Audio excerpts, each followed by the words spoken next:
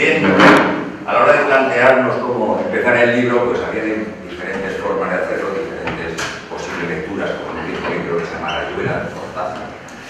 Pero al final decidimos empezar por el principio y luego ir pues capítulo tras capítulo. Lo que voy a hacer yo es, durante espero que va a ser durante casi todo el mes, más o menos, me da la impresión, que va a ser dedicarnos a la parte 1 de fundamentos, que se llama los errores lógicos en los conceptos claves de la economía convencional. Y hoy voy a empezar con el capítulo 3 del cálculo del hedonismo. No me voy a centrar, no voy a seguir punto por punto lo que aparece en este capítulo. Voy a contar voy a intentar enmarcarlo dentro de algo más. De la manera que luego podáis leer el capítulo y verlo de otra perspectiva, o más bien, en otra perspectiva, sino que lo podáis ver con un marco más. Realmente esto de los errores lógicos de los conceptos claves en la economía convencional, de lo que se trata es de analizar la economía convencional y describirla lo más elemental. ¿Qué es la economía convencional? Porque la economía que todo el mundo sabe y que voy a resumirlo en una palabra, en una frase. En la famosa ley de la oferta y la demanda estaría lo que todo el mundo, hasta los que no son economistas, saben de qué va la economía, de cómo funciona esa ley de la oferta y la demanda como esqueleto básico a la hora de entender qué pasa con la economía. De tal manera que los economistas luego se pasan hablando de factores que afectan a la demanda, factores que afectan a la oferta y qué ocurre con ese funcionamiento de la ley de la oferta y la demanda.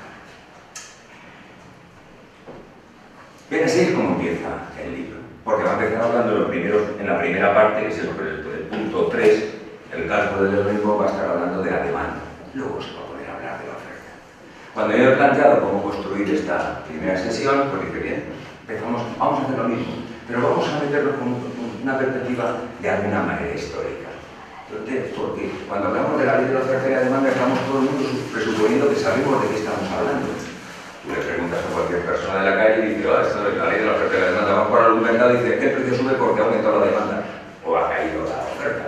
Y al contrario, si hay un precio muy alto, pues es que ocurre que la oferta mayor la demanda y luego caerán los precios.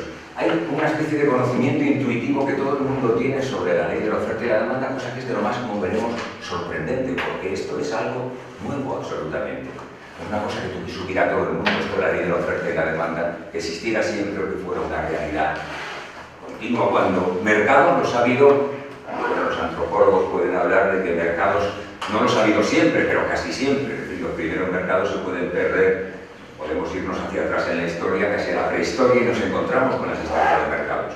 Los antropólogos han descubierto, los arqueólogos han descubierto productos hechos en, yo qué sé, en lo que ahora conocemos como Etiopía y que han acabado en Suecia. Por lo tanto, esto implicaba, productos, me refiero de la edad de piedra, que había mercados, que había intercambios que llevaban de un sitio a otro los productos. Mercados los ha habido siempre. Sin embargo, que haya habido mercados siempre no significa que todo el mundo hubiera hablado en términos de la ley de la oferta y la demanda, que es el eje central de la economía neoclásica, que es aquella que vamos a intentar desmontar en este seminario, que va a durar tantas sesiones. Bueno, pues puestos a hablar de esto, de desmontar la economía convencional, el elemento más básico que está en el fondo de todo es desmontar la ley de la oferta y la demanda. Debunking esta ley de la oferta y la demanda, que nos obliga a pensar qué es la ley de la demanda y qué es la ley de la oferta. Si nos vamos ahora a la hora de entender, yo me diría, ¿dónde tendríamos que empezar? Pues puestos a empezar, siempre que se habla de economía, hay que empezar en el año 1776. Es el año en que Adam Smith publica un libro que todo el mundo dice que es el origen de la reflexión científica en economía. La riqueza de las naciones, la investigación sobre la naturaleza de la riqueza de las naciones. El libro, uno de los 3 libros que publica Adam Smith en su vida. Y en ese libro, pues aparece prácticamente todo lo que luego va a venir desarrollado y se va a convertir en la economía neoclásica. Es un libro absolutamente revolucionario, La riqueza de las naciones. Es probablemente el libro más revolucionario que se haya escrito, que yo conozca, en ciencias sociales y económicas, nunca. Es el más, absolutamente más revolucionario, mucho más, en mi opinión, que El Capital, del famoso, nuestro economista bien amado, Karl Marx. Pues no, El Capital es menos revolucionario que La riqueza de las naciones. La riqueza de las naciones es mucho más. ¿Por qué? Porque ¿qué es lo que plantea Adam Smith ahí? Hace algo muy especial. Adam Smith diseña o piensa que existe, que es posible construir, es posible organizar la economía y en último término la sociedad sin tener que recurrir a ninguna institución ajena a los mercados. Es la gran contribución de Adam Smith. Es absolutamente revolucionario. Veamos, antes de Adam Smith, aunque Adam Smith supa de otra serie de economistas, de lo que se llama la Escuela de Ilustración Escocesa, de Manuel Dill, de los fisiócratas, de otras escuelas de pensamiento económico, antes de la ruptura que supone este libro, la idea es que para que una economía funcionara bien no podíamos dejar que el mercado funcionara sin control. No. ¿Por qué? Porque el mercado es el ámbito donde cada uno persigue sus propios intereses. Y entonces, si los intereses son egoístas, lo más seguro es que si cada uno va a la suya, el resultado puede ser el caos social.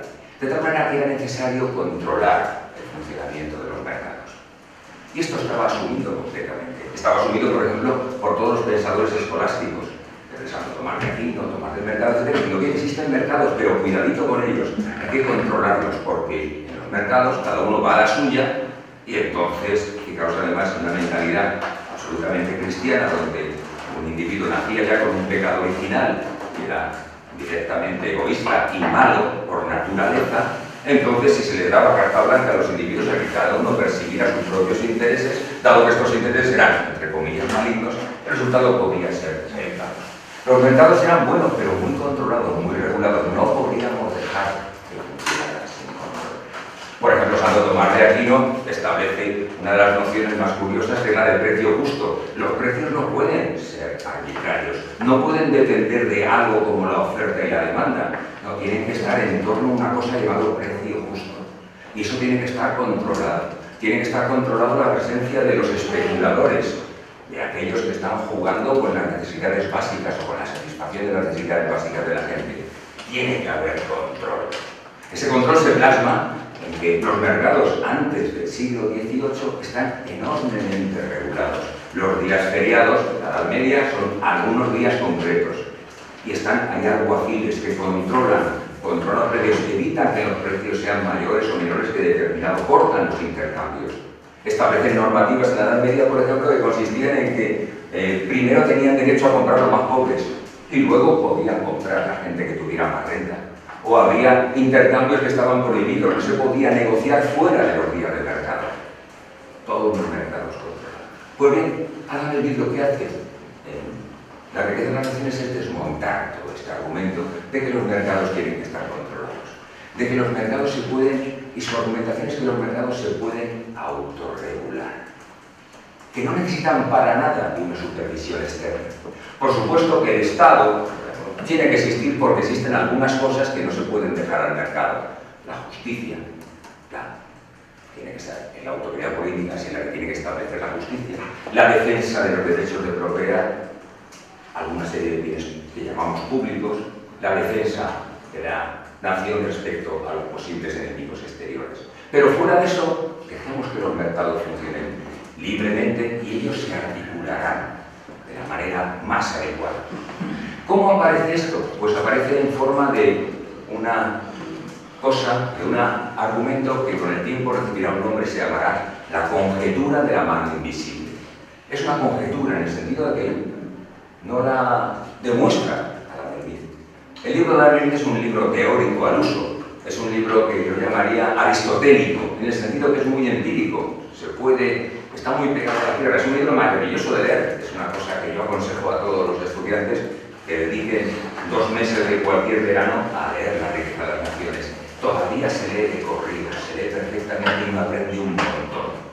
Al contrario de que otros de los grandes libros, como por ejemplo El Capital, que es infumable, y el tomo 2 es absolutamente infumable, insoportable. El tomo 3 es un poco mejor, el tomo 1 también es duro de narices y es una cosa farragosa y espantosa, activamente espantosa. Yo recuerdo haberlo leído una vez y no volveré a pasar jamás por ese tránsito. La riqueza de las naciones se lee perfectamente y uno aprende un montón leyendo. Porque no hay un modelo detrás, es decir, no hay una estructura teórica, analítica. una estructura, vamos a llamarla en términos filosóficos, platónica, un concepto de modelo, y a partir del cual la realidad estaría como alejada del modelo, como lo de la caverna de Platón, ya sabéis, el mundo de las ideas y luego la realidad nunca se asemeja al mundo de las ideas, pero construyamos un modelo, ¿no? Adam Smith es aristotélico, es cotidiano, uno puede aprender mucho. Bien, dos elementos básicos aparecen en esta idea que tiene Adam Smith. Son dos elementos fundamentales, muy curiosos, que van a marcar el desarrollo posterior del modelo. Y aparecen en las primeras páginas de la Riqueza de las Naciones. Uno, el primero de los elementos, ya veremos la importancia que tiene, que es una idea curiosa que tiene Adam Smith, que presupone de salida que todos los individuos nacen con una propensión innata al trueque, al comercio, al charaneo, al intercambio. Lo dice tal cual. Dice que todos los seres humanos nacemos con una propensión innata al comercio, al intercambio. Es sorprendente. ¿Por qué? Porque, vamos, todos aquellos que hemos tenido hijos, sabemos que en todo caso los individuos nacen con una propensión innata a apropiarse de lo que les rodea. Directamente, todos los niños cuando nacen cogen algo, vas al parque y lo cogen. De tal manera que la tarea de los padres es enseñar a los niños, tienes que aprender, les enseñan a intercambiar, les enseñamos a comerciar. Déjale esto al otro y a cambio de que te den algo. Entonces, en los parques, ahora dentro de un ratito, cuando salgan todos los niños desde la preescolar adelante que estén jugando en los parques, los padres se pasan toda la vida intentándoles enseñar a negociar y a comerciar. Yo lo he hecho y cuando te crees hijo no tendréis que hacer. Porque la profesión innata con la que uno nace no es al intercambio, que es más bien a quitar a otros. Pero Smith no tuvo hijos y prácticamente creo que no tuvo ninguna relación, no debió ver más que un niño de vez en cuando. Él iba a su cosa, era un pensador, nunca tuvo un hijo, por lo tanto, él presupone que ya los individuos nacen con una propensión innata de intercambio. El segundo concepto básico que tiene Adam Smith es el concepto de la división del trabajo. La división del trabajo es aquella cosa que permite incrementar el valor del producto por la especialización. Las dos ideas pueden.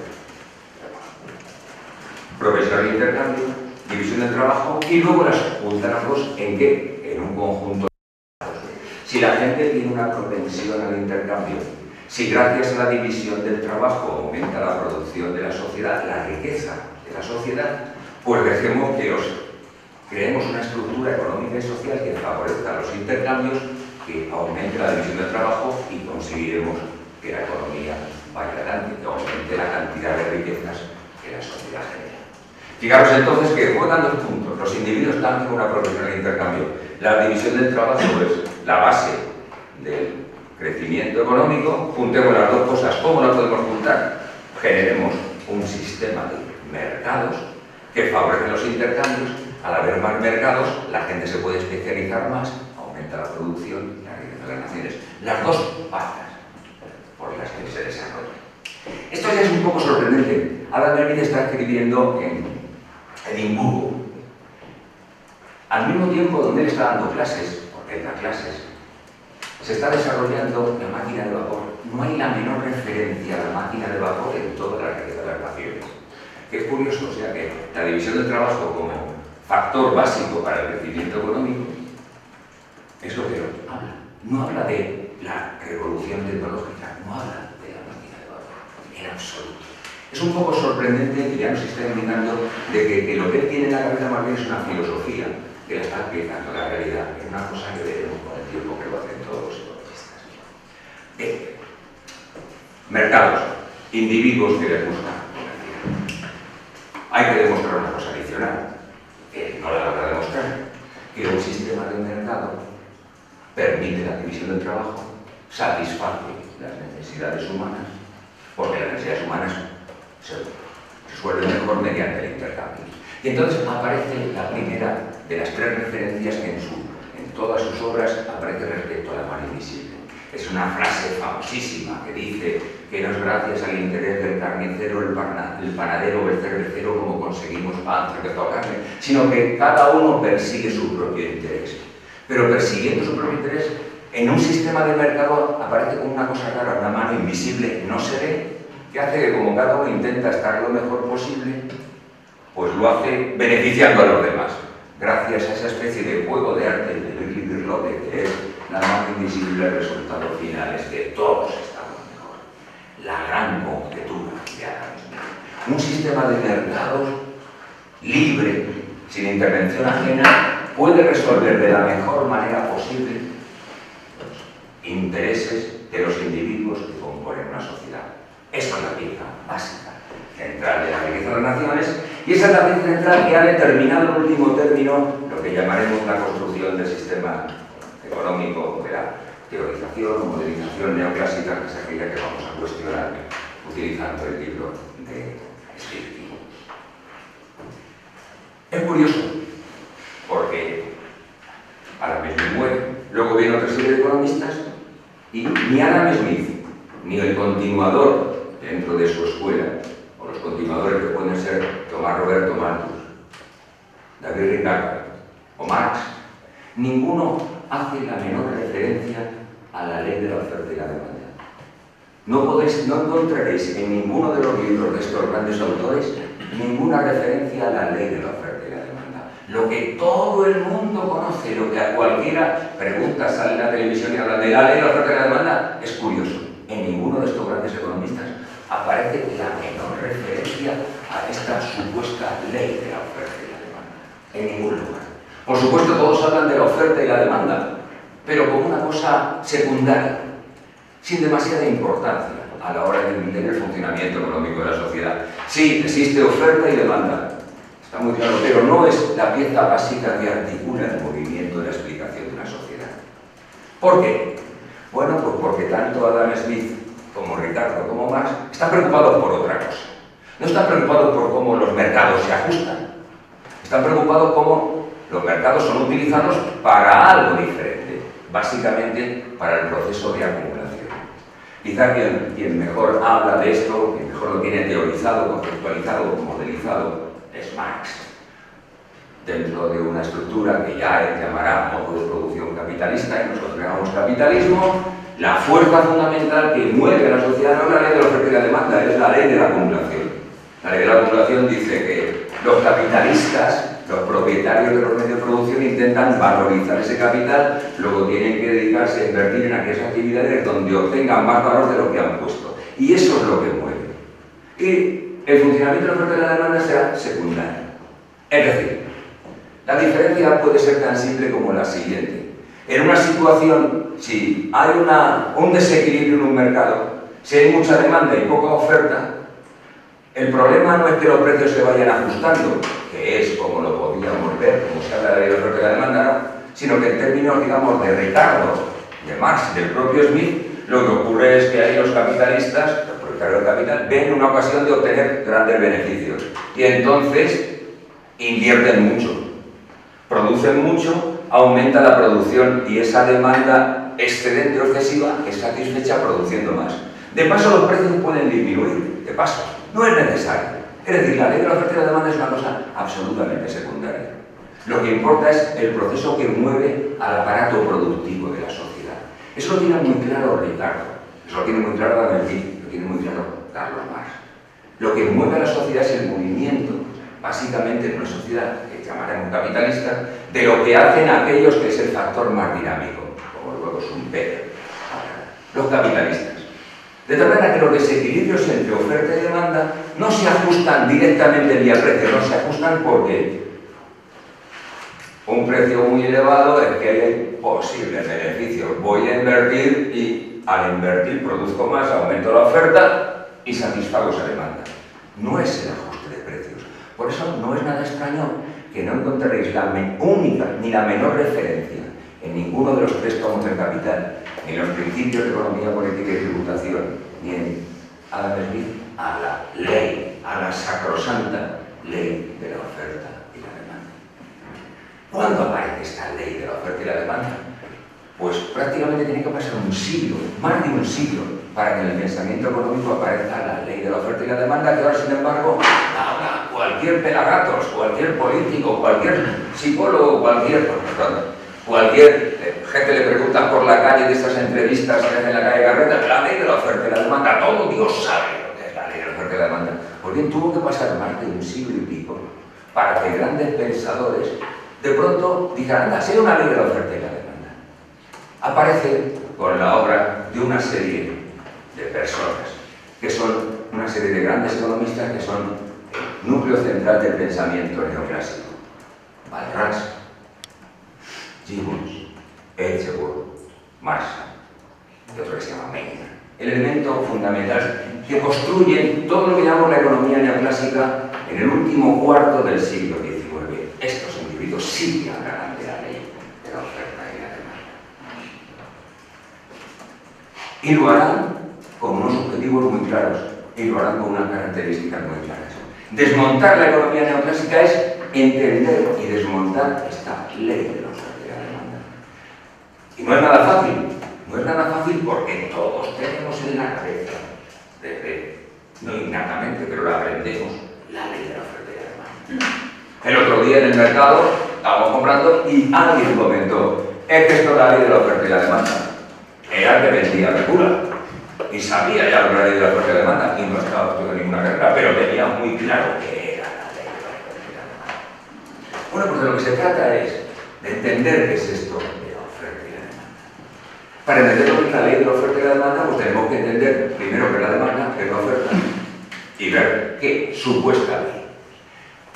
Entender lo de la ley de la oferta tendrá que esperar un poco más adelante, porque yo me voy a dedicar solamente a entender eso de la ley de la demanda, que ya de por sí es complicado.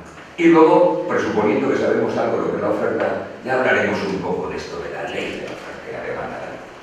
La ley de la demanda. La ley de la demanda es la que regula el comportamiento de los individuos o de los agentes económicos, porque la demanda también la hacen las empresas cuando demandan trabajo, demandan fuerza de trabajo. En los mercados. Hay que entender. Y para entender la ley de la demanda, los economistas se pusieron a construir la ley de la demanda. ¿Y cómo la intentaron explicar? La intentaron explicar utilizando un procedimiento metodológico muy especial, que llamamos individualismo metodológico. Vamos a estudiar cómo demanda un individuo y a partir de cómo demanda un individuo, por agregación, veremos cómo la suma de lo que demanda cada individuo, tendremos la demanda de mercado. Esa es la lógica, que está debajo del pensamiento neoclásico. Es curioso, porque para construir la ley de la demanda, lo primero que tuvieron que hacer los economistas fue construir al individuo. Y eso es sorprendente. ¿Cómo construimos al individuo? Bueno, pues los que estudiáis economía lo sabéis. Construimos al individuo haciendo de una manera curiosísima, cosa que no se le había ocurrido a nadie hasta el siglo XIX, hasta 1870. Bueno, un poco antes utilizamos a Bentham. Construimos al individuo de una manera tan simple como suponiendo que los individuos compran y dejan de comprar por muchas razones, construimos un modelo de individuo. El modelo que tienen los economistas es completamente diferente al modelo que tienen los psicólogos, que son los que se dedican a hablar de los individuos. Por ejemplo, los psicólogos, pues podemos coger a Freud y tiene una idea del mundo en que un individuo es una extraña mezcolanza entre pulsiones innatas, reprimidas, inconscientes, deseos del superior, restricciones del superior, y el resultado es un yo siempre en contradicción, que por eso nos contradecimos, por eso nos reprimimos, por eso todos los problemas psiquiátricos que hay, pues es que tienen un modelo del individuo un poco extraño. Los economistas tenemos el modelo más curioso del mundo. Para los economistas, los individuos no tendrán jamás problemas psiquiátricos, porque ¿cómo se definen? Pues por una función de utilidad, una función matemática de utilidad. Definimos un individuo como una función U que depende de lo que tiene, de lo que consume. Eso es, si lo pensamos, es un poco alucinante. Es decir, los psicólogos y los filósofos se han pasado centenares de años hablando de cómo es un individuo, sus pulsiones, sus deseos, y los economistas nos dicen, un individuo es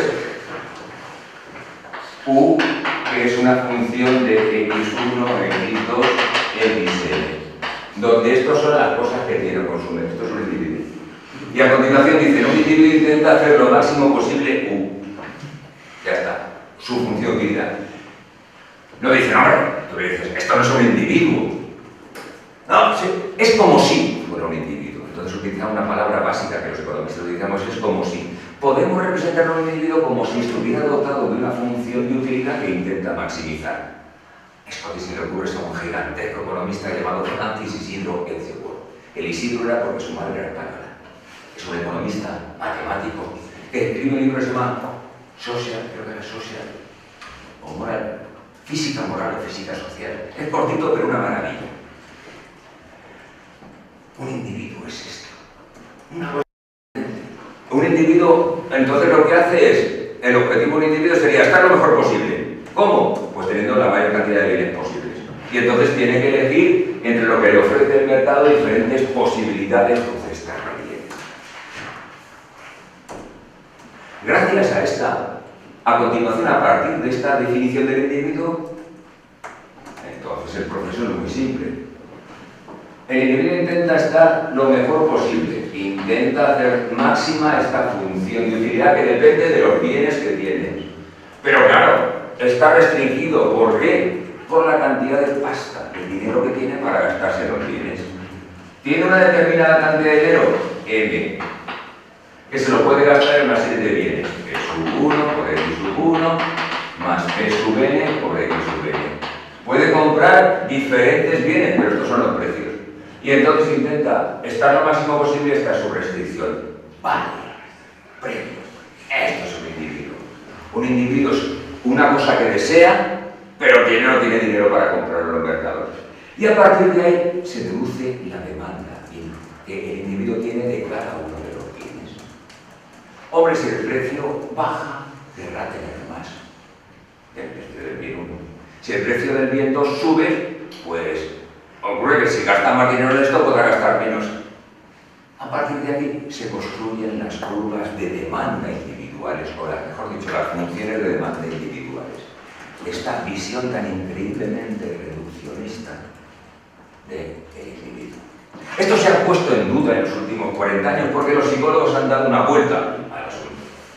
Ya, pues, están haciendo lo que se conoce en la teoría económica una suerte de revolución asociada a lo que se llama behavioral economics, la economía del comportamiento, que no es sino que los psicólogos han dicho, esto es un poco alucinante, ¿no? No es así como la gente se comporta. Los individuos no lo podemos reflejar mediante una función de utilidad. Vamos a ver cómo se comportan realmente. Entonces hay una asignatura que se llama Economía del Comportamiento que dice, no es así. Veamos a ver cómo se comportan. Y entonces ocurre que los individuos no se comportan como prescribe el modelo. El comportamiento del modelo neoclásico supone que los individuos son racionales, porque esto fácilmente es convertible en matemáticas. Maximizar una función sujeto a una restricción. Eso es la idea de individuo que tienen los economistas neoclásicos. Los economistas del comportamiento dicen, no, los individuos no hacen esto, no se comportan así. En la realidad no nos comportamos así. No nos comportamos porque, primero, es imposible que nos comportemos así. Es una de las cosas que habla este film. Es imposible que comparemos todos los posibles cestas de bienes. No tenemos tiempo ni capacidad cerebral para comparar, a ver cuál es la que mejor nos conviene. No, seguimos pautas, hábitos, y tenemos en cuenta que nuestro cerebro está formado por, dicen, la hipótesis Maglin, por 3 cerebros. Está el reptiliano, el mamífero, el córtex, de tal manera que nos comportamos muy frecuentemente irracionalmente. Esto es una revolución en camino en la teoría económica, en el sentido de que las consecuencias todavía no están completas, pero que en el futuro van a acabar con la ley de la demanda. La ley de la demanda que nos diría que ceteris paribus, para cualquier bien, hay una relación que nos dice que si el resto de los bienes y el nivel de renta no se mueve, hay una relación decreciente. Si el precio cae, está dispuesto a demandar más. Si el precio pasa de P sub 1, 0 a P sub, la cantidad de X sub 1, esta relación que dice que al bajar el precio compras más, depende de un supuesto de racionalidad, de que los individuos actúan como si fueran unas máquinas, no actúan como si fueran unas máquinas. Pero esto es un descubrimiento relativamente reciente, tiene 30 años. No sabemos cuáles son todos los efectos, pero está claro que no es verdad que los individuos nos comportemos con arreglo a entes que sean siempre racionales. No somos racionales mentalmente. Esto no habla Stinking, pero hay que tenerlo en cuenta, es una de las críticas que aparecen en el modelo progresivamente. Es decir,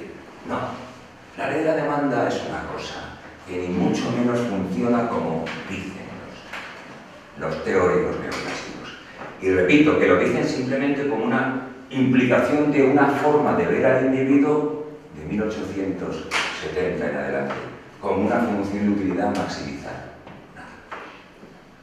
Para los individuos que pululan los libros de economía, los individuos no se arrepienten nunca de nada, no tienen depresiones, no tienen ninguna de las características psicológicas que caracterizan a los individuos. Eso hay que tenerlo en cuenta. Pero bien, no me voy a meter en eso, en esta crítica de la ley de la demanda. No me voy a meter en eso y voy a seguir razonando como si realmente los individuos, los agentes económicos, se comportaran racionalmente. Aunque es curioso, porque eso lo decimos en los departamentos de teoría económica. Los de marketing, sabe que esto es mentira completamente. Es en absoluto absurdo. O sea, cuando hablas con alguien de marketing y dices, la ley de la demanda, dices, estoy de ya. Esto te lo puedo manipular como quieras. Directamente juego a manipularlo. Y lo puedo hacer. Luego no, es verdad, en la realidad. Pero nosotros vamos a razonar como si no fuera en la realidad. Lo que importa es, lo que nos va a importar y nos vamos a detener hoy más, es precisamente hasta qué punto esta ley de la demanda, junto con la noción de oferta, de la cual hablaré un poquito, nos permite articular una idea básica de la ley de los mercados, de la conjetura de la mano invisible. Al menos en el mundo platónico de una economía de mercado idealizada, extremadamente idealizada, por lo tanto, vamos a ponerle nombres de estos políticos que molestan, en un capitalismo ideal, ¿funcionaría la ley de la oferta y la demanda? ¿Tiene sentido hablar de la ley de la oferta y la demanda? ¿Se cumplirían aquellas características básicas que había descrito Adam Smith en lo que se llama la conjetura de la mano invisible? Es decir, es verdad que si cada uno actúa siguiendo sus propios intereses en un marco de un sistema de mercados, de una economía en que todos sean mercados libres, sin intervención política, sin regulación, las cosas funcionarán perfectamente. Traducido en términos políticos, ¿es lo mejor para una sociedad construir una sociedad en la cual el poder político o el poder social no meta sus sucias manos sobre la economía y dejemos que la economía funcione libremente, organizándose como sistemas de mercado? Este es el gran debate político que hay. El gran debate en último término es hasta qué punto el Estado, el poder político o el poder social de las comunidades tiene que intervenir en economía. Bien, voy a adelantar algo. La predisposición básica de todos aquellos que han aprendido economía es que cuanto menos meta sus sucias manos el poder político o el poder social en la economía, mejor.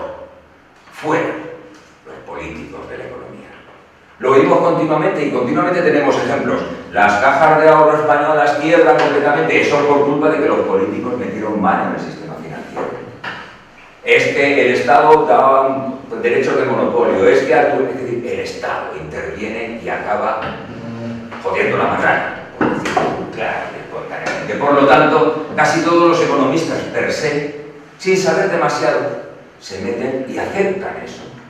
Y las facultades de economía, en la parte de los departamentos de teoría económica, se dedican a decirlo y repetirlo. Lo único que enseñamos en micro y a partir de determinado curso en macro es que deja el mercado funcionar libremente y que eso es lo mejor. Bueno, hay ciertas circunstancias especiales. Está la contaminación, hombre, criterios de justicia, si hay gente que se muere de hambre, el Estado tendría que ayudar a alimentarlos por lo menos, pero fuera de esas pequeñas cosas, lo mejor sería dejar que los mercados funcionaran libremente, absolutamente libremente, porque ya Adam Smith había dicho que eso es lo mejor para todos, para que aumente la riqueza. Y por ejemplo lo tenemos con la globalización y con el TTIP. Dejemos que los mercados internacionales funcionen libremente porque eso es lo mejor para toda la humanidad en su conjunto en el sistema Tierra. Siempre está repetida la misma frase. Dejemos que los mercados funcionen.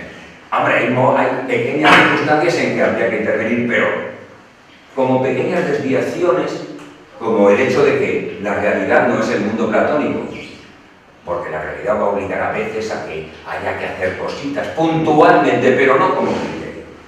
¿Y esto en qué se basa?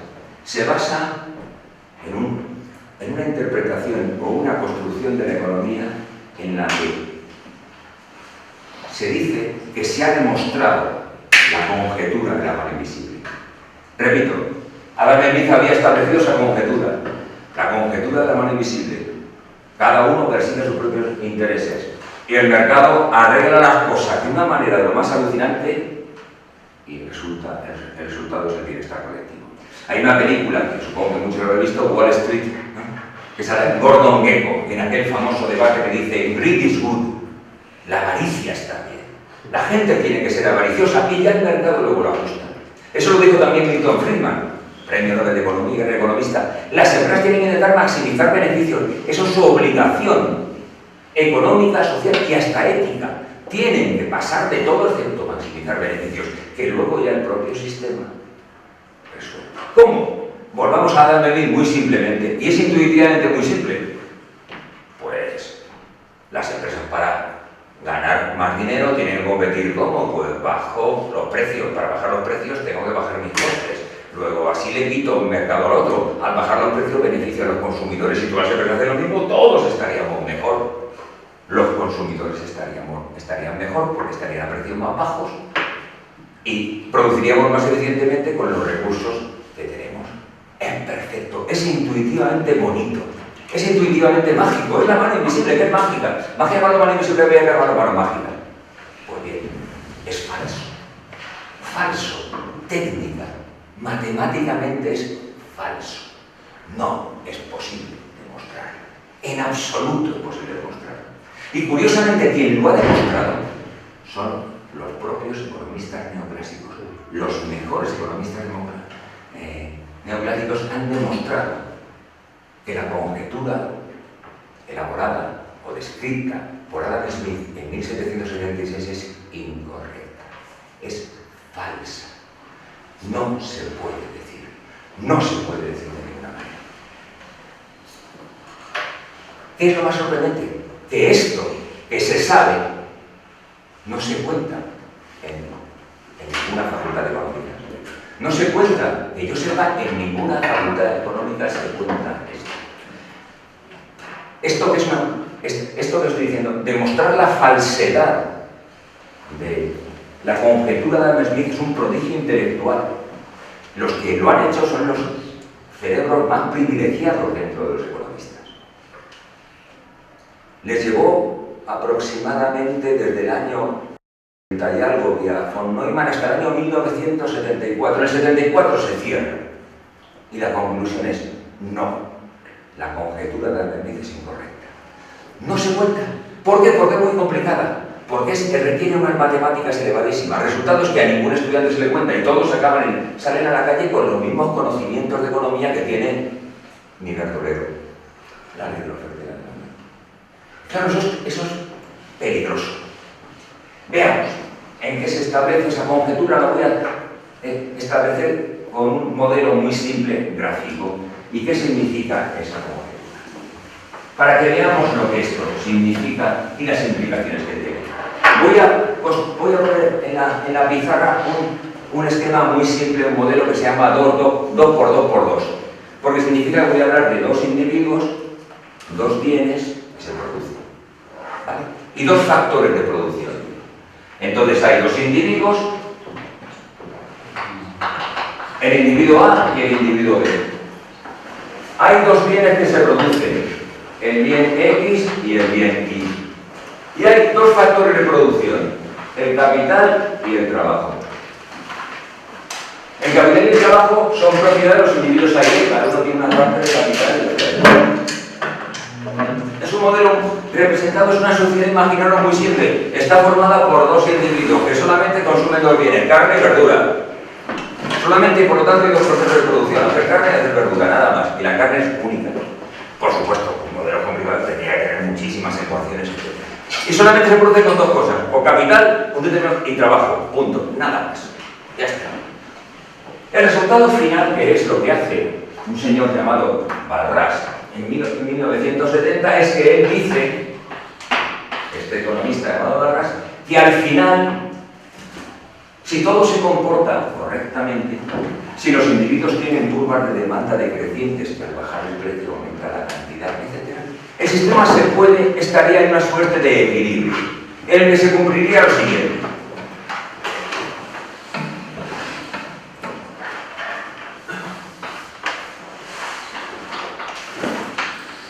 La curva de demanda del bien X, que es lo que demanda el señor A y lo que demanda el señor B.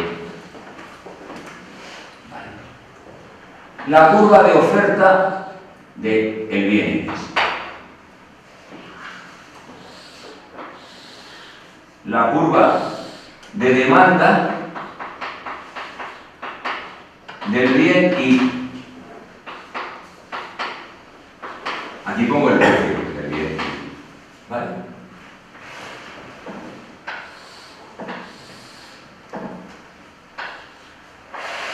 La curva de demanda de trabajo. La curva de oferta de trabajo, que es la oferta de trabajo que hace el señor A, la curva de oferta de trabajo que hace el señor B. La oferta del bien. Capital. Vamos a llamar R el precio del capital, la remuneración del capital. Como esto es el salario, lo que gana el factor capital. La curva de demanda de capital es la curva de demanda de capital en el sector X más la curva de demanda de capital en el sector Y. Igual que esto era la curva de demanda de trabajo en el sector X más la curva de demanda de trabajo en el sector Y. La curva de oferta de capital, que es el capital que suministra el señor A y el capital que suministra el señor B. El capital de trabajo, cada persona tiene capital y tiene trabajo. Es decir, cada uno. Tenemos aquí 4 mercados, deberíamos meter otro, pero con esto me basta. Bien, lo que dice Adam Smith es lo siguiente. Hay una situación en la cual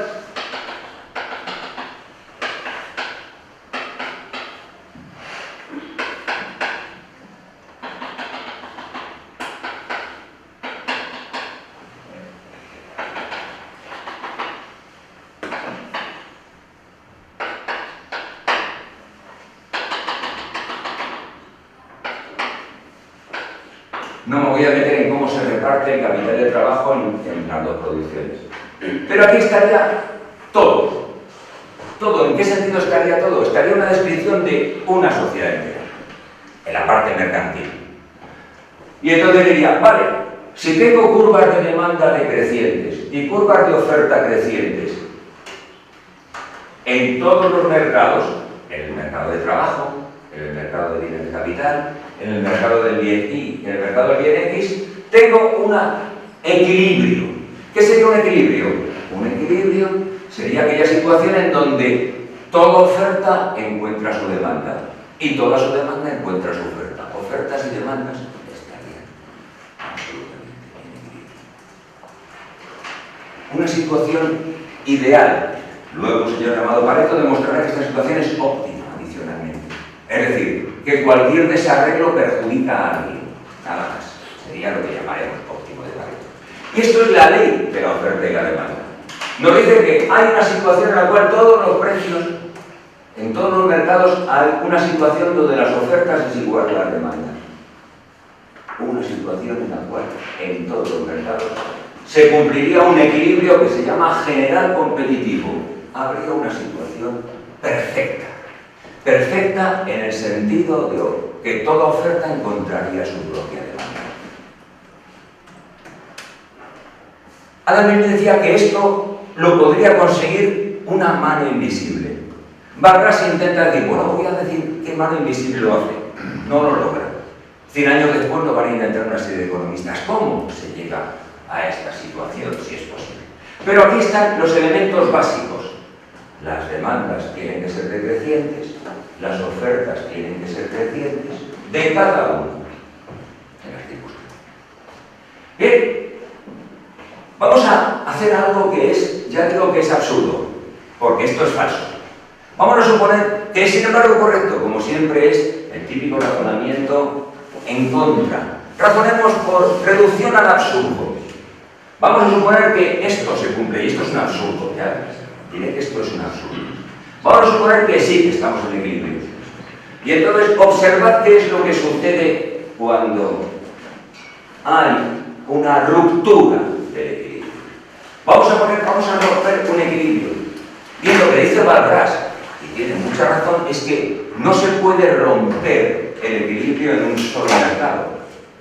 Siempre se rompe por lo menos en dos. Por lo menos en dos. A eso se le llama la ley de los mercados. Por ejemplo, vayamos al mercado que nos va a interesar más a lo largo de este seminario. Este mercado, el mercado de trabajo. Porque claro, el trabajo va a ser una de las piezas básicas de la economía. Porque gracias, si no tienes trabajo, estás en desempleo y te puedes morir de hambre. A menos que haya un sistema de protección social. ¿Por qué puede haber desempleo? Entonces la explicación está muy clara. Si estamos en el equilibrio, toda oferta encontraría su demanda. A este salario, toda la gente quiere trabajar, encuentra trabajo. Estaríamos en equilibrio. Obviamente, hombre, estaría dispuesto a trabajar más horas si me pagaran más. Nadie es tonto. Tendría que hacer esto. Pero esto sería una situación de equilibrio. Aquí no habría desempleo. ¿Por qué puede haber desempleo? Porque va alguien y fija un salario por encima. Si fija un salario por encima, así razona el argumento, a este salario, como es muy alto, las empresas que producen X e Y no quieren contratar a N sub 0 trabajadores, sino a muchos menos. Y entonces aquí tengo la existencia de un desempleo. Ahora bien, lo que dice Daniel Vargas es que si se da estas circunstancias, en algún otro mercado tiene que suceder otra cosa. Tiene que suceder que aquí habría lo que se llama un exceso de oferta. Este salario, hay un exceso de oferta. Más gente quiere trabajar de lo que hay demanda. En otro mercado tiene que darse una circunstancia donde se dé lo contrario. Frente a un exceso de oferta tiene que haber en otro sitio un exceso de demanda. Es decir, que lo que tiene que ocurrir es que, por ejemplo, y me viene bien, la remuneración del capital es más baja. Como los salarios son más altos, la remuneración del capital es más baja. Y aquí tendría un exceso de demanda. A este tipo de remuneración no se quiere ofertar tanto capital. Como la remuneración, el tipo de rendimiento de capital es muy bajo, no hay suficiente capital. Entonces, ¿esto se podría corregir? Dice Baldrás, sí, si se deja funcionar a los mercados. Entonces, si se deja funcionar a los mercados, ¿qué hay que hacer? Que los trabajadores compitan entre sí, bajarán los precios y llegaremos aquí. Y aquí, al aumentar, subiríamos aquí y volveríamos a encontrarnos con el equilibrio general competitivo. Esta es la idea básica de la ley de los mercados, que no es sino la ley de la oferta y la demanda. Si tienes un problema en un mercado donde hay un exceso de oferta o de demanda, en otro mercado tiene que haber una compensación. Y si dejas funcionar los mercados, vuelves a la situación de equilibrio. Un equilibrio único. Un equilibrio único. Esto es lo que está debajo de toda la política económica de carácter neoliberal o liberal. Deja funcionar los mercados, que se ajusten. Si hay desempleo, eso se debe a que hay sindicatos, un monopolio que pone el precio por encima del mercado. Deja que los mercados funcionen, entonces los salarios bajarán y conforme bajen los salarios a las empresas les interesará invertir y comprar más trabajadores en el mercado. Y en otro mercado se producirá la corrección. Ley de Baldrás, ley de los mercados, ley de la oferta y la demanda. Bueno, pues esto es falso. Esto es falso. Y esto es falso y se ha demostrado con una serie de trabajos teóricos importantísimos que van a ser los que aparecen reflejados, comentados por Stilkin. Yo voy a añadir uno más a estos trabajos.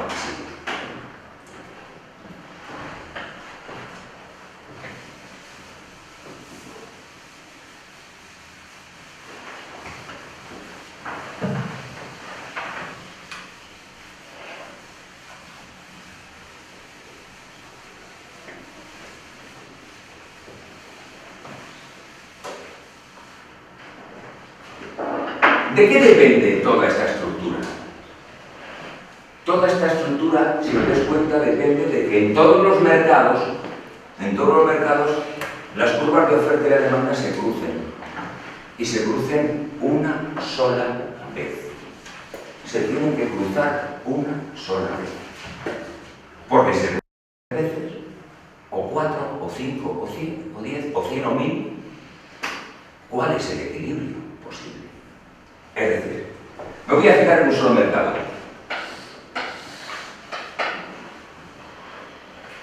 El del bien X. Yo tengo un equilibrio si tengo demanda, oferta y un solo precio.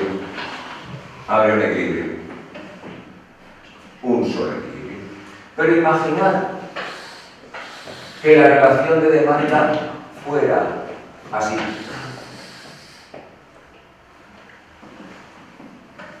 O de cualquier otra manera. Entonces, ¿cuántas veces se puede cruzar una curva de oferta? Pues depende cómo la dibuje. Aquí lo he dibujado. Imaginad que la dibujo como a veces se dibuja. Curva de oferta y por aquí curva de demanda. ¿Cuántos equilibrios tendría? Pues 1, 2, 3, 4, 5 equilibrios. Y esto puede ser o puede no ocurrir. Pues bien, lo que han demostrado los economistas matemáticos es que esto es lo que va a ocurrir siempre. Las curvas de demanda no se corresponden, no son decrecientes de una manera, sino que tienen curvaturas. De que los puntos de cruce son importantes. De que puede haber más de un equilibrio. Vamos a ver si ahora soy capaz de intentar justificar esto que acabo de decir.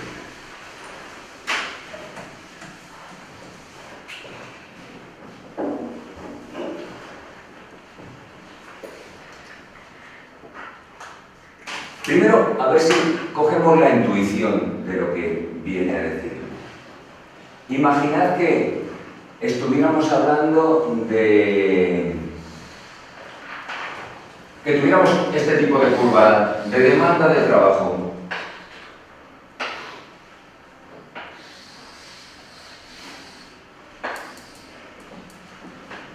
Esto es la curva de oferta de trabajo. Pues así está la curva de demanda de trabajo. Entonces, fijaros que aquí puedo tener un equilibrio. Pero aquí tengo un salario más alto, otro equilibrio. Y aquí un equilibrio más bajo. Hay diferentes salarios para los cuales hay un equilibrio. No es necesario que solamente haya un salario. Es decir, tú puedes hacer que subiendo los salarios alcanzar un equilibrio superior. No es nada extraño, porque luego con el tiempo veremos que hacer un poco que una política de rentas puede favorecer que haya un incremento en la demanda y que al final ocurre que a un salario más alto el nivel de empleo se baja. La idea de cómo es la función de demanda es la idea fundamental a la hora de acabar con este modelo neoclásico básico. El argumento se conoce como el teorema de Sonnesen-Mattel-Debré, que cuestiona la idea de que solamente hay un único equilibrio general competitivo. Primero lo voy a decir de palabra y luego voy a intentar demostrároslo o describirlo geométricamente. De palabra, la idea es muy sencilla. ¿De qué depende? Lo voy a hacer para el caso de la demanda de un bien.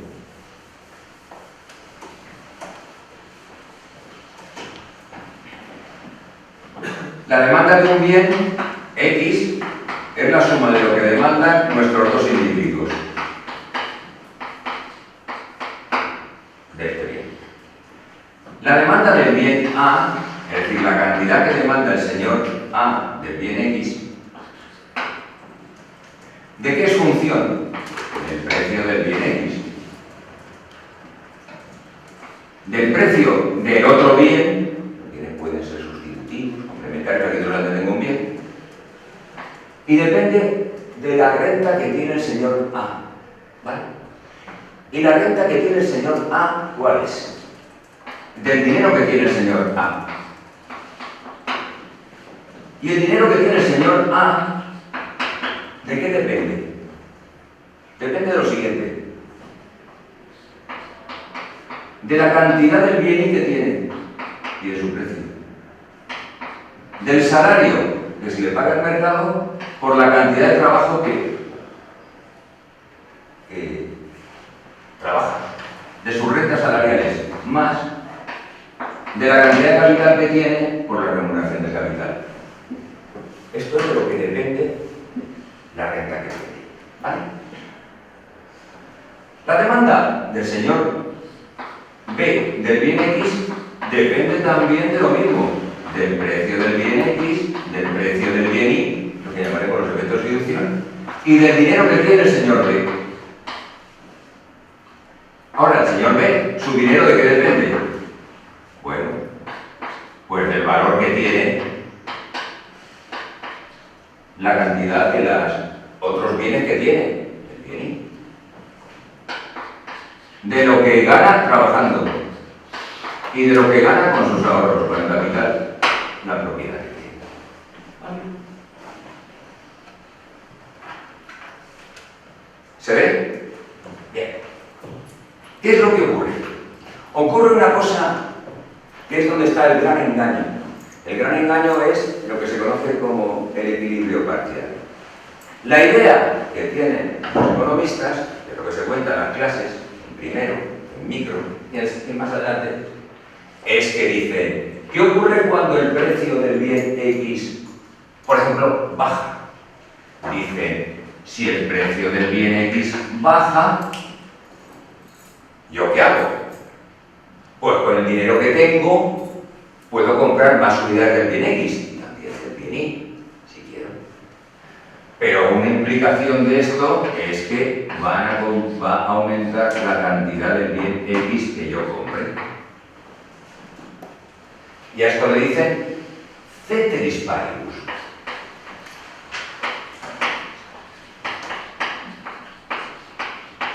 Que concretamente aquí significa suponiendo que la cantidad de dinero que tiene no varía. ¿Entendéis? Es decir, tú tienes una determinada cantidad de euros y baja el precio de un bien y te puedo comprar más. Y lo mismo pasaría cuando se diera esto para el señor B. Que ceteris paribus, al caer el precio del bien X, también aumentaría sus compras. Pero el supuesto básico es que ni el señor A ni el señor B alterarían las cantidades de dinero que tienen. ¿Pero qué es lo que ocurre aquí? No puede ocurrir eso. ¿Por qué? Porque al bajar el precio del bien X, se alteran todos los precios de los mercados. Y entonces varían el precio del bien. Recordad todos los gráficos que están juntos. Si al precio del trabajo, se altera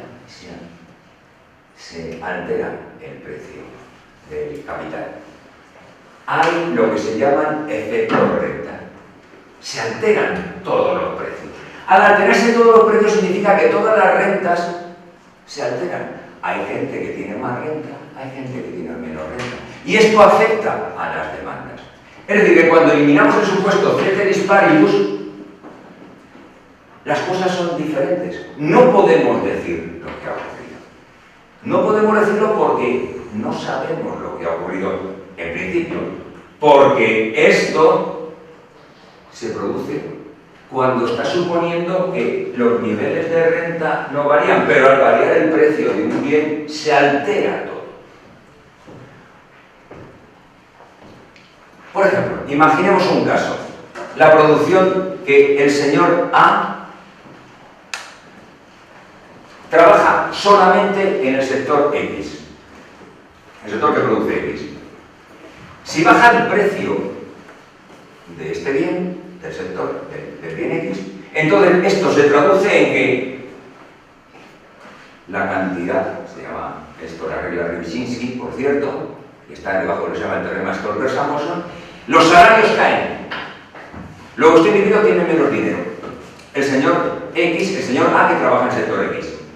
Por el contrario, el señor Y, que trabaja en el sector, el señor B que trabaja en el señor E, tiene más renta. El señor X disminuye su consumo, pero el señor Y puede comprar más. Y puede hacer que al bajar el precio de X, o bien puede subir, o bien puede bajar la cantidad que se compre. No está claro, en principio. No se cumple la ley de los mercados. Porque el elemento fundamental es que se alteran las cantidades de renta que tienen los diferentes individuos. Porque cuando varía un precio, no varía solo ese precio, sino que esto altera todo el sistema de precios. Luego, al alterar todo el sistema de precios, se alteran los niveles de renta que tienen los diferentes individuos. Y al alterarse los diferentes individuos, los niveles de renta, aparecen lo que se llaman los efectos renta. Hay alguien que tiene más dinero, hay alguien que tiene menos dinero, y correspondientemente altera sus patrones de consumo. ¿Con qué resultado? Con el resultado de que al bajar el precio, puede aumentar la cantidad de demanda total o puede disminuir. No está claro en principio que puede ocurrir. Luego no se cumple en principio que la curva de demanda tenga pendiente negativa, que las relaciones de demanda solamente tengan un punto de corte con las curvas de oferta. No habría un solo equilibrio competitivo. La ley de la oferta y la demanda fracasaría porque no solo hay un punto, no existe lo que se llama la unicidad. Excepto en un caso. Al variar los precios se alteran los niveles de renta de los individuos. Pero supongamos una cosa, que todos los individuos son iguales. Que todos los individuos tienen las mismas funciones de utilidad. Y que todos tienen la misma propensión marginal a consumir a partir de la renta. Es decir, que si tú disminuyes, si tu renta queda un 10% y disminuye las compras que hace X un 10%, alguien que aumenta su renta en un 10% aumenta sus compras en el mismo porcentaje. En tal caso, sí que funcionaría. Dicho de otra manera, la noción de la ley de los mercados solamente funciona en un caso teórico.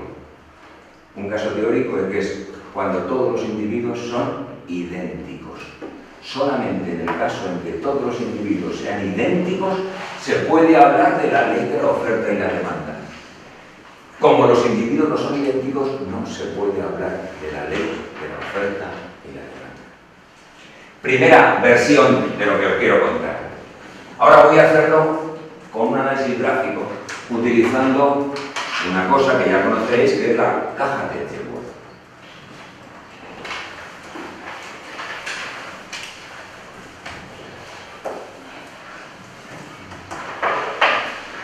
Antes,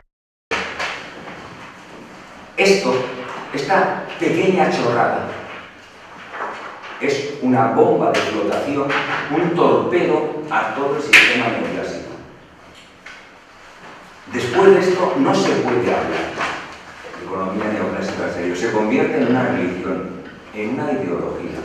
Es absurdo. Y esto lo hicieron los economistas neoclásicos. Que si esto lleva desde los años 70, sí, se ha acabado, ¿por qué leche seguimos en un sistema que se ve que obviamente no funciona? O sea, porque si la han descubierto los propios neoclásicos que no funciona, de ahí una modificación del sistema para que se ajustara más a la realidad. Bueno, eso se supone que no. Pero razona de la otra manera. Es decir, la teoría platónica de cómo debería funcionar una economía, en base a un conjunto de sistemas de mercado, se comprueba que no funciona. El modelo es incorrecto, el modelo es... Ahora, a tu continuación, tú tienes que hacer política para el mundo real. El asunto está, ¿esa política en qué lo basas? Entonces, imagínate que lo estás basando en un modelo que es erróneo. De tal manera que no es nada extraño que las predicciones de los economistas pues, sean ridículas. No, por eso, porque seguimos haciendo el caso de esa gente que... Pues entonces tienes ya, hay dos posibles, antes de meterme dos posibles aplicaciones. Primera, la aplicación ideológica. Esto corresponde a, fíjate, la política económica que está defendida por el modelo neoclásico. La política económica es lo que llamaríamos una política ahora claramente neoliberal o liberal excesiva. Deja los mercados funcionar libremente. Porque ya Adam Smith dijo que esto sería lo mejor para todos, ¿no? Los propios matemáticos economistas, por cierto, los artículos son infinitamente complicados, ¿eh? Pero ya he demostrado que no funciona. Entonces, si lo mantienes por razones políticas o ideológicas. porque en los mercados se benefician más aquellos que tienen más capacidad de manipular o de jugar con los mercados que tienen más renta.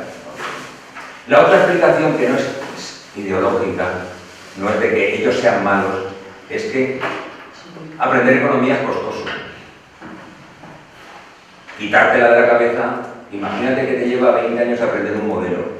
Ya te dices, esto es una porquería. ¿Qué tienen? Volver hacia atrás, empezar desde cero. Hay unos que llamamos costes hundidos. ¿Cómo puedes alterar los costes hundidos? Entonces los costes hundidos, es decir, tengo que empezar desde cero. Pero lo más sorprendente es que el argumento que os voy a, un poco mal, confuso, contar, que yo conozca solamente hay un libro de texto elemental que lo cuenta. Es un libro que se llama, de Lyra Walter, se llama Microeconomic Theory, está en inglés, no se traduce en castellano. Y es el único que dice que es posible que haya diferentes equilibrios y que las implicaciones que tiene y que existen y que por lo tanto todo el modelo hace aguas. Es el único. El resto de los libros de economía, Samuelson, Mankiw, Krugman, ninguno hace referencia a esto. Ninguno. De tal manera que la formación que se da aquí es una formación absolutamente encaminada a una manera determinada. ¿Quiénes intuyeron que esto no funcionaba de salida? Pues gente que no estaba influenciada por el pensamiento marxiano, por ejemplo Keynes. Keynes se da cuenta de que existen diferentes posibles, te puedes encontrar con equilibrios, con desocupación, y que es necesario sacar a la economía de una situación donde el propio mercado no puede resolver las cosas. Donde al contrario, si dejas que el mercado actúe, la situación puede ser peor todavía. Keynes no ha leído a Balras, aunque es matemático, Keynes prácticamente no utiliza nunca un argumento matemático. Pero entonces, él, que es un hombre muy pegado a su tiempo, está en mitad de la Gran Depresión de los años 30, dice, no funciona, voy a inventar una macroeconomía a ver si resulta. Pero de pronto de esto se olvida completamente, porque vuelve otra vez la conjetura marxista. El problema está en que es muy curiosa la evolución, porque en los siguientes 40 años, hasta el año 1974, hay como una rama de la economía, que son los teóricos del equilibrio general, que progresivamente van intentando demostrar un modelo formal matemático de que funcione esta ley de la oferta y la demanda de los mercados. Y la conclusión final es que no existe. Y luego por todos están los economistas, normales y corrientes, y empieza a haber desconexión. No son tontos y lo saben, y entonces a continuación, ¿qué hacen? Por ejemplo, en macroeconomía, ¿qué hacen? Fijaros que el modelo funciona cuando todos los individuos son idénticos, cuando no hay efecto renta, como ahora veremos, cuando no hay diferentes individuos, cuando todo el mundo tiene los mismos gustos, las mismas preferencias. Y estas preferencias son además hipotéticas. Entonces, ¿qué ocurre? Voy a construir una macroeconomía donde voy a suponer que solamente hay un individuo, el consumidor representativo, el agente representativo, es lo que supone el tercero. En tercero de carrera se cuenta una macroeconomía con un solo agente. O se habla de que un país es un único país, como si fuera una gran familia, una familia, en que las preferencias las define alguien, una especie de dictador benevolente. Es muy bueno lo que escribe Steve King en este capítulo sobre eso, sobre las condiciones para las cuales pueda funcionar el modelo. Es increíblemente difícil transmitiros lo que estos grandes teóricos del equilibrio general suponen para la teoría económica. Pero yo cuando lo entendí me di cuenta de una cosa: todo lo que cuento es una estupidez, porque no hay una base. Es absolutamente, en términos físicos, como si no existiera Newton y estuviéramos utilizando la física de Aristóteles. No tienen menos sentido, pero seguimos repitiendo. Y estamos haciendo un auténtico fraude intelectual. Hacemos lo que no se debería de hacer.